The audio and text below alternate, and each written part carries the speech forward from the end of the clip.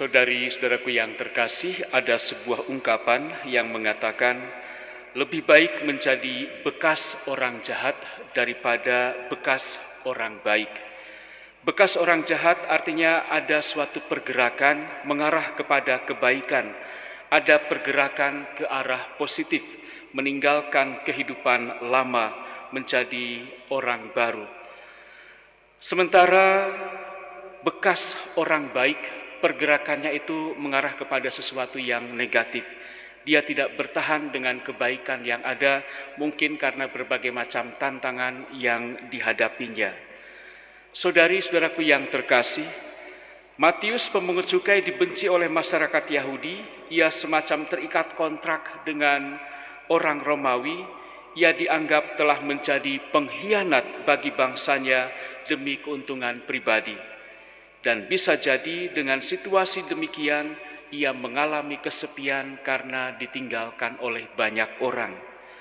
Dalam bacaan Injil ditunjukkan satu kualitas yang sangat Yesus hargai dalam diri Matius. Ketika Matius dipanggil oleh Yesus, "Ikutlah aku," dia segera bangkit, meninggalkan tempatnya dan mengikuti Yesus. Dia menampakkan, menghadirkan diri sebagai seorang yang penurut dan berhati yang terbuka. Hal ini menjadi prasyarat penting untuk terjadinya sebuah pertobatan.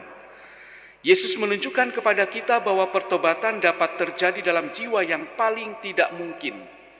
Ketika dia bertemu Yesus, Matius diubah selamanya. Dia bertobat dan menjadi orang suci dan penginjil yang luar biasa. Itulah kekuatan belas kasih Tuhan, dan Matius pemungut cukai sangat membutuhkan belas kasihan itu.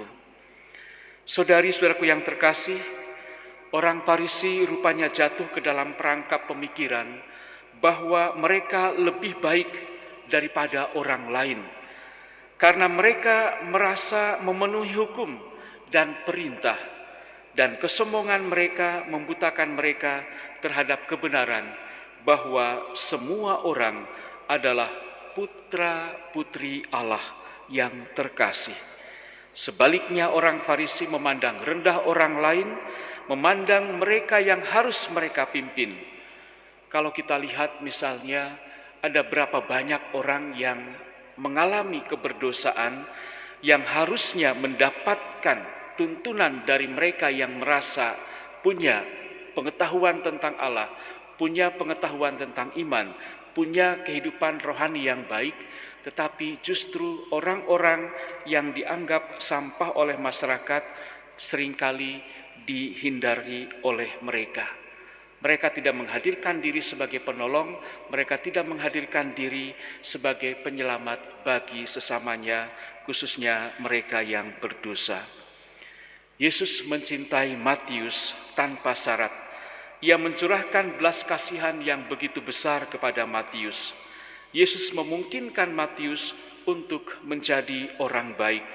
Semoga kita menjadi pribadi yang patuh pada Roh Kudus dan percaya kepada belas kasihan Tuhan Yesus.